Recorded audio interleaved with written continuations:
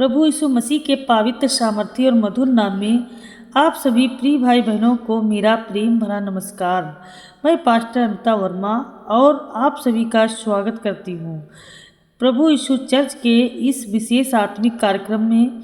आज का यह समय साधारण नहीं है, बल्कि यह समय है परमेश्वर की उपस्थिति में आने का, उसके वचन को सुनने का और आत्मिक रूप से नया बल प्राप्त करने का।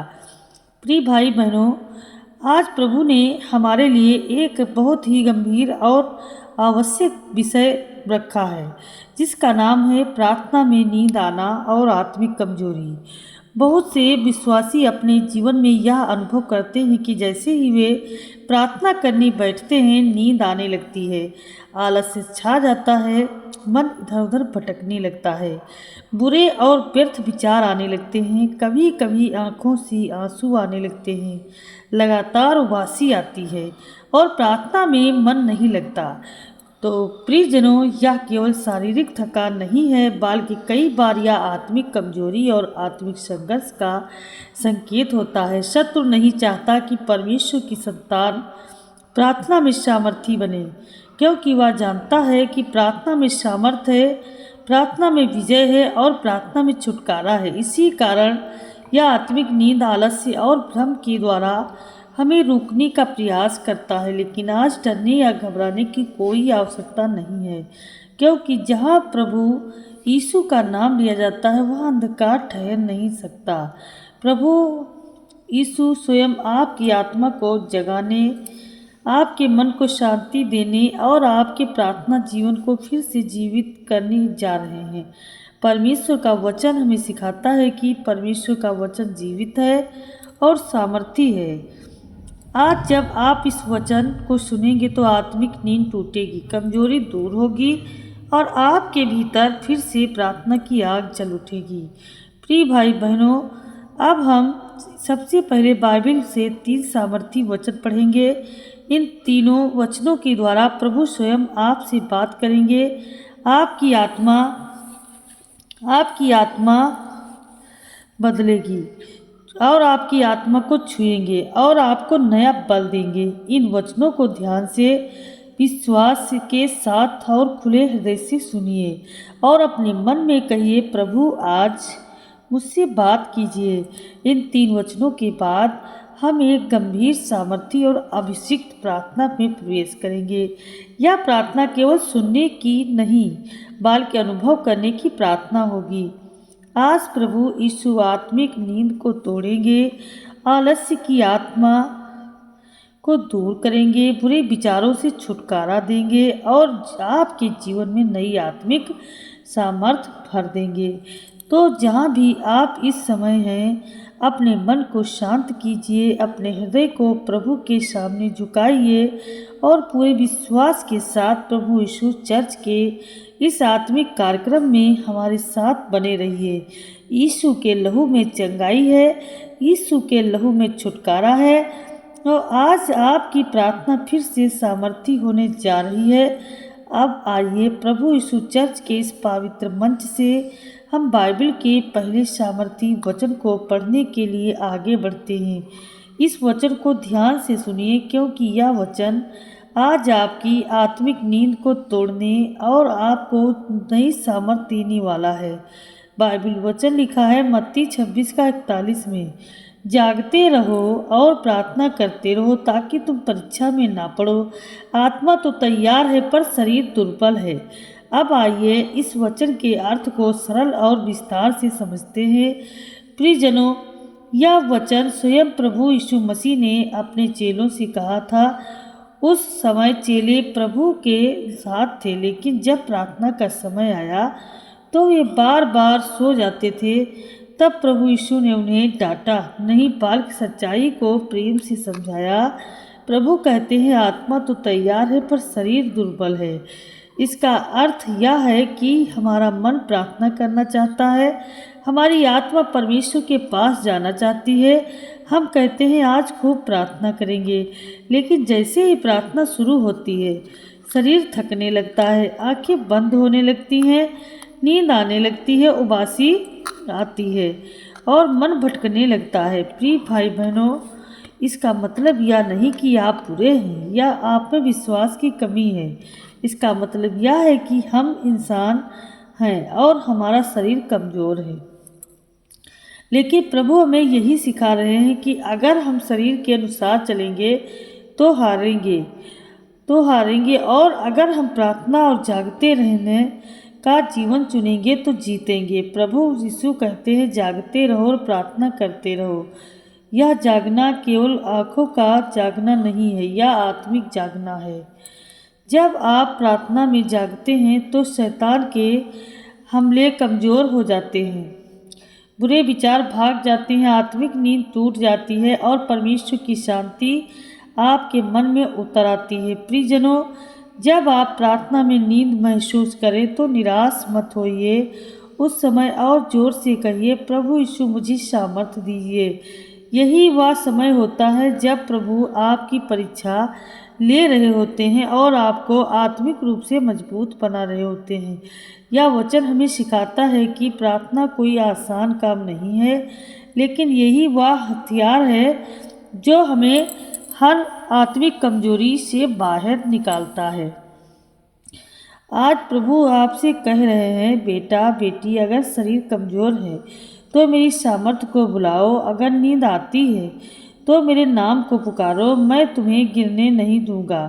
प्रिय भाई बहनों, आज इस वचन के द्वारा प्रभु आपकी आत्मा को जगा रहे हैं, आपके प्रार्थना जीवन को नया बल दे रहे हैं और आपको यह विश्वास दिला रहे हैं कि आप अकेले नहीं हैं, प्रभु आपके साथ हैं।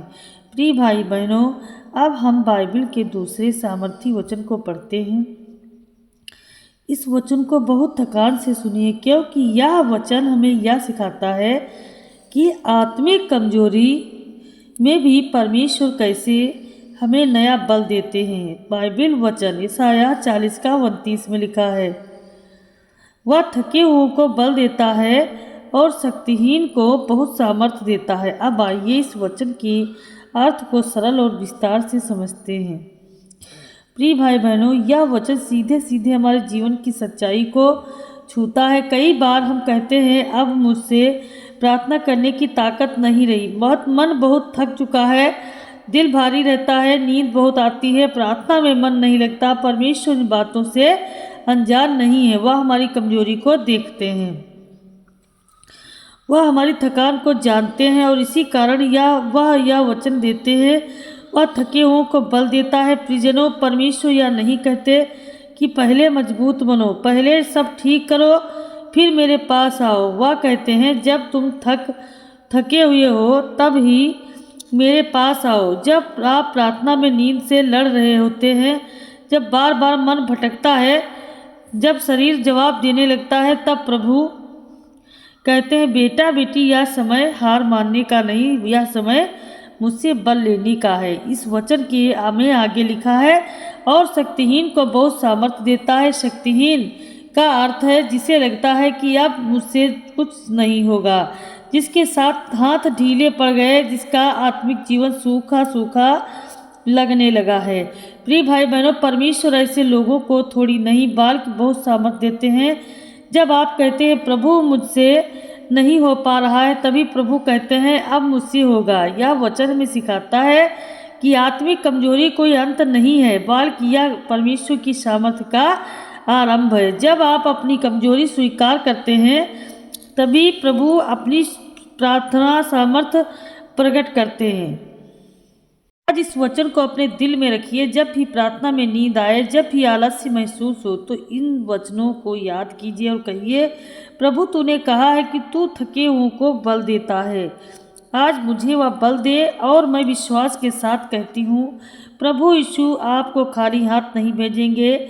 आज आपकी आत्मा को नया बल मिलेगा, आपके प्रार्थना जीवन में नई ताजगी आएगी और आप फिर से प्रभु के सामने खड़े होने लगेंगे, क्योंकि हमारा परमेश्वर आज भी थके हुओं को बल देने वाला परमेश्वर है। प्रिय भाई बहनों, अब हम बाइबल के तीसरे और अंतिम सामर्थी वचन को पढ़ते हैं। यह वचन बहुत ही गहरा, आत्मिक और हमारे प्रार्थना जीवन से सीधे जुड़ा हुआ वचन है। इसे सुनते समय अपने हृदय को पूरी तरह खोल दीजिए, क्योंकि आज प्रभु इस वचन के द्वारा आपकी आत्मिक नींद को पूरी तरह तोड़ना चाहते हैं।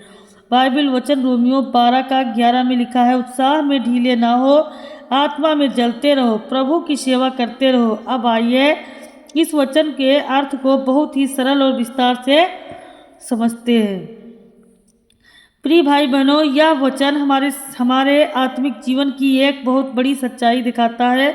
परमेश्वर जानते हैं कि समय के साथ साथ हमारा उत्साह कम हो जा सकता है, हमारी प्रार्थनाएं कमज़ोर हो सकती हैं और हमारा आत्मिक जीवन ठंडा पड़ सकता है। इसी कारण वह हमें चेतावनी और प्रेम दोनों के साथ कहते हैं, उत्साह में ढीले ना हो। उत्साह में ढीले होने का अर्थ है पहले जैसी प्रार्थना अब नहीं रही, पहले जैसा आनंद अब नहीं आता, प्रार्थना बोझ लगने लगी और नींद और आलस्य बार बार हावी हो जाता है। प्रियजनों, परमेश्वर यह नहीं कह रहे कि तुम्हें कभी थकान नहीं आएगी, बल्कि वह कह रहे हैं थकान आए तो रुक जाना मत। फिर वचन कहता है, आत्मा में जलते रहो। यह आग कोई सांसारिक आग नहीं है, यह पवित्र आत्मा की आग है। जब यह आग हमारे भीतर जलती है तो नींद टिक नहीं पाती, आलस्य भाग जाता है, डर खत्म हो जाता है और प्रार्थना फिर से जीवित हो जाती है। प्रिय भाई बहनों, जब आत्मा में आग ठंडी पड़ जाती है तब प्रार्थना में नींद आने लगती है। लेकिन जब आप परमेश्वर से कहते हैं, प्रभु मेरी आत्मा में फिर से आग जला दे, तब पवित्र आत्मा आपके भीतर काम करना शुरू कर देते हैं। इस वचन का अंतिम भाग कहता है, प्रभु की सेवा करते रहो। यह सेवा केवल मंच पर खड़े होकर बोलने की नहीं है, यह सेवा सबसे पहले प्रार्थना में विश्वास योग्य बने रहने की सेवा है। जब आप थककर भी प्रार्थना करते हैं, जब नींद आने पर भी प्रभु का नाम लेते हैं, तब आप प्रभु की सच्ची सेवा कर रहे होते हैं।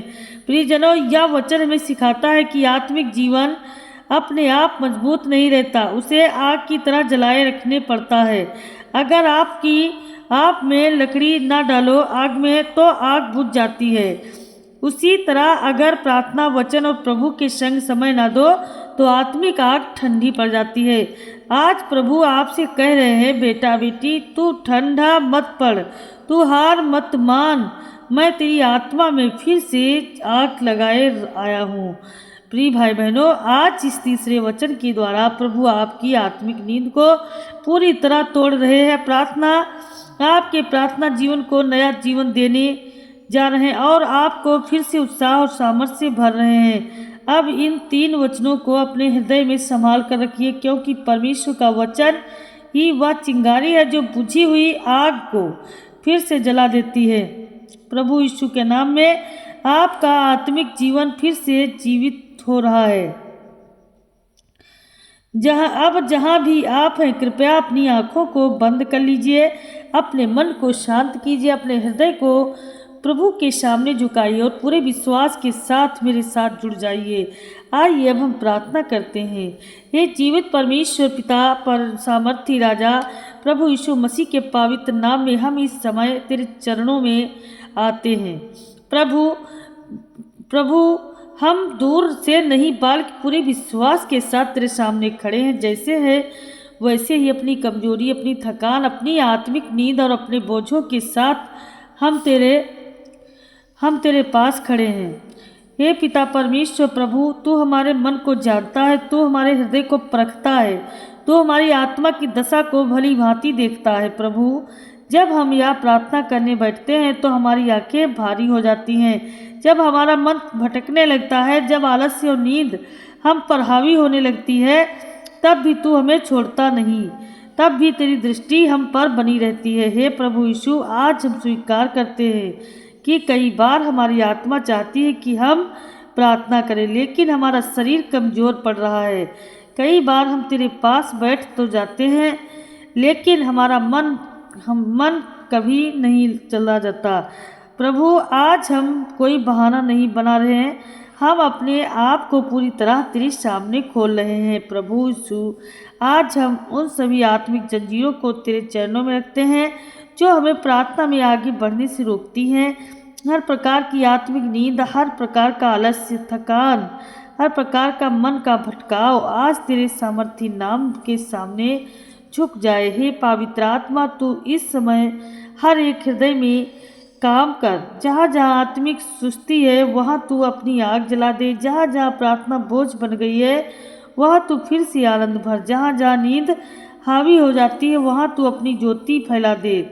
जो भाई बहन इस समय टूटे हुए मन से जुड़े हैं, जो कहते हैं कि अब मुझसे प्रार्थना नहीं होती, जो कहते हैं कि अब पहले जैसी आग नहीं रही, हे प्रभु तू उन्हें निराश ना होने दे।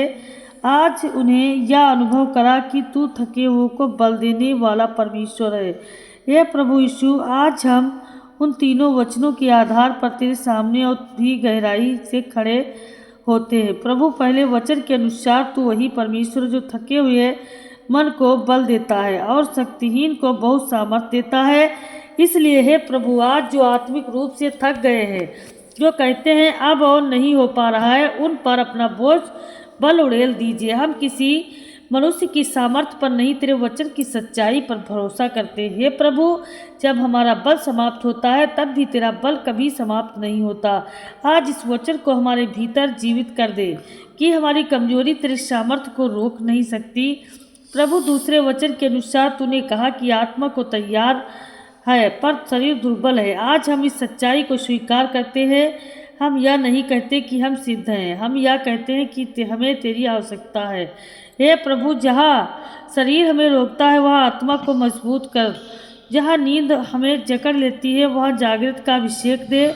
जहाँ मन भटकता है वहाँ एकाग्र ताकि कृपा उड़ेल दे। प्रभु, आज तू हमें दोषी ठहराने नहीं, बाल उठाने वाला परमेश्वर बनकर मिल। जैसे तू अपने चेलों के पास गया जब वे प्रार्थना में कमजोर पड़ गए थे, वैसे ही आज तू हमारे पास आ। हे प्रभु, तीसरे वचन के अनुसार तूने कहा है कि जो तुझ पर आशा रखते हैं वे नया बल प्राप्त करेंगे। आज हम अपनी आशा हालात से हटाकर तेरे जीवित वचन पर रखते हैं, तेरे जीवित वचन पर रखते हैं। प्रभु, हम नई आग मांगते हैं, नया जोश मांगते हैं, नई आत्मिक बल मांगते हैं, नया जो हमें फिर से उड़ने लगे। ऐसा बल जो हमें थकान ना दे, ऐसा बल जो हमें रुकने ना दे। हे पवित्र आत्मा, इन तीनों वचनों को केवल सुनाया हुआ वचन ना रहने दे, बल्कि अनुभव किया हुआ जीवन बना दे। हर एक हृदय में तू स्वयं इन वचनों की गवाही दे। प्रभु, जहाँ निराशा ने घर बना लिया वहाँ आशा का दीप जला। जहाँ चुप्पी छा गई वहाँ प्रार्थना की आवाज़ उठ। जहाँ आंसू थम गए वहाँ फिर से रोने की स्वतंत्रता दे। हे प्रभु यीशु, आज हम बार बार तेरे नाम को पुकारते रहते हैं क्योंकि तेरे नाम में ही सामर्थ है, तेरे नाम में ही छुटकारा है, तेरे नाम में ही जागृत है। प्रभु, हम तुझसे दूर जाना नहीं चाहते, हम तुझसे थकना नहीं चाहते, हम तुझसे उबना नहीं चाहते। हमें ऐसा हृदय दे जो हर दिन तुझे और ज़्यादा चाहे। ये जीवित परमेश्वर, जब तक तेरी उपस्थिति बनी रहती है हम तेरे सामने झुके रहते हैं। जब तक तेरी आत्मा बहती रहती है हम इस प्रार्थना में बने रहते हैं। हम मांगते हैं, हम पुकारते रहते हैं, हम विश्वास करते रहते हैं क्योंकि तू आज भी काम करने वाला परमेश्वर। तेरे वचन में लिखा है कि उसके कोड़े खाने से हमें चंगाई मिली है। इसी विश्वास के साथ हम तेरे सिंहासन के पास आते हैं। प्रभु यीशु, आज हम विशेष रूप से लोकेश के लिए प्रार्थना करते हैं। प्रभु, उनकी हर चिंता, हर बोझ पर, हर पारिवारिक समस्या को तू अपने हाथ में ले ले। यदि उनके जीवन में कोई बीमारी, तनाव, डर, आर्थिक परेशानी है तो उसे समाप्त कर। अभी जितने आज हमारे साथ में प्रभु प्रार्थना में पिता परमेश्वर बैठे हैं, प्रभु सभी के लिए मैं प्रार्थना करती हूँ कि सभी लोग जीवन में चंगाई पाएँ और अपने जीवन से हर एक कमजोरी को दूर करे, आत्मा को मजबूत करे। उर्मिला जी के लिए हम प्रार्थना करते हैं, ये दिल्ली की रहने वाली हैं। इनके लिए प्रार्थना करते हैं कि इनका बेटा बहुत परेशान रहता है, वो बार बार कोई काम करना नहीं चाहता, उसका माइंड काम नहीं करता है। उसका नाम सोनू है। उसके लिए मैं प्रार्थना करती हूँ कि उसका माइंड चंगा हो जाए, उसका मन लगे, प्रार्थना में भी मन लगे। और प्रभु जी, तेरी चर्च को जाता है परमेश्वर पिता, प्रभु उधर से खाली हाथ न लौटे। परमेश्वर, शैतानों का साया उसके पीछे ना आए। हे पिता परमेश्वर, वो अपने माता पिता का कहना माने परमेश्वर, सही सलामत चले प्रभु। उसके अंदर यदि कोई बुरी लतें हैं परमेश्वर, गुस्से वाली दुष्टात्मा है, उसको नाराज़गी बहुत जल्दी आती है, मेरे पवित्र आत्मा जी प्रभु उसके अंदर शांति आए, शांति आए परमेश्वर पिता प्रभु जी, इसके अंदर शांति आए परमेश्वर। ये बेटा सुरक्षित हो जाए प्रभु जी, इसके अंदर आत्मिक शांति आए, शांति आए प्रभु जी। इसके लिए मैं प्रार्थना करती हूँ परमेश्वर, इसे छू लो, आज़ाद कर दो प्रभु जी। Hallelujah hallelujah. हे प्रभु, तू उस परमेश्वर की तरह नहीं जो सुनकर भूल जाता है, तू उस पिता की तरह है जो सुनकर अपने बच्चों को गले से लगा लेता है। आज हम घोषणा करते हैं कि हमारी प्रार्थनाओं का उत्तर मार्ग में है, हमारी आशा व्यर्थ नहीं जाएगी प्रभु। अब जो भाई बहन इस प्रार्थना के साथ उठेंगे उन्हें खाली हाथ ना उठने देना, उनके मन में शांति हो, उनके मन में शांति हो, उनकी आत्मा में बल हो, उनके हृदय में फिर से आग हो। हे प्रभु यीशु, आज तू हर एक पर अपनी मोहर लगा दे कि या तेरा या मेरा है या छोड़ा हुआ नहीं है। प्रभु, हम विशेष रूप से तेरी दासी पास्टर अमता वर्मा को तेरे सामर्थी हाथों में सौंपते हैं। तूने जिस बुलाहट के साथ उन्हें चुना है उसे और भी गहरा कर। हे प्रभु, उनकी वाणी में और अभिषेक दे, उनकी प्रार्थना में और सामर्थ्य दे, उनकी सेवा में और फल दे। जहाँ जहाँ तू उन्हें भेजता है वहाँ वहाँ लोग टूटे हुए नहीं बदले हुए लौटे। प्रभु, उन्हें शारीरिक मानसिक आत्मिक रूप से सदा मजबूत बनाए रख। हर विरोध थकान हर दबाव से तू स्वयं उनकी ढाल बन जा। हे पिता परमेश्वर, अब हम उन सभी मसीह भाई बहनों के लिए प्रार्थना करते हैं जो इस सेवकाई को आगे बढ़ाने में अपना सहयोग देना चाहते हैं। प्रभु, जो लोग दान देते हैं तो उनके घरों में कभी कमी ना आने दे परमेश्वर, कोई घटी ना होने पाए। जो बोते हैं तू उन्हें भरपूर कटनी दे, जो वह इस सेवकाई को संभालते हैं तू उन्हें आशीषों से भर दे। इस समय हम विनम्रता से आप सभी से निवेदन करते हैं कि यदि प्रभु ने आपको इस प्रार्थना से आशीष दी है, यदि आपने शांति सामर्थ्य या छुआव महसूस किया है, तो स्क्रीन पर दिए गए बार कोड के माध्यम से आप इस सेवकाई के लिए डोनेशन कर सकते हैं। आपका दिया हुआ छोटा सा सहयोग प्रभु के राज्य में के लिए काम में एक बीज के समान है जिसका फल अनंत काल तक रहेगा। हे प्रभु यीशु, हम इस प्रार्थना को यही समाप्त नहीं करते बल्कि तेरे भरोसे में सौंपते हैं, क्योंकि तू ही आरंभ है, तू ही मध्य है और तू ही अंत है। तेरे ही पवित्र और सामर्थ्य नाम में हम धन्यवाद के साथ यह प्रार्थना अर्पित करते हैं। आमीन आमीन आमीन।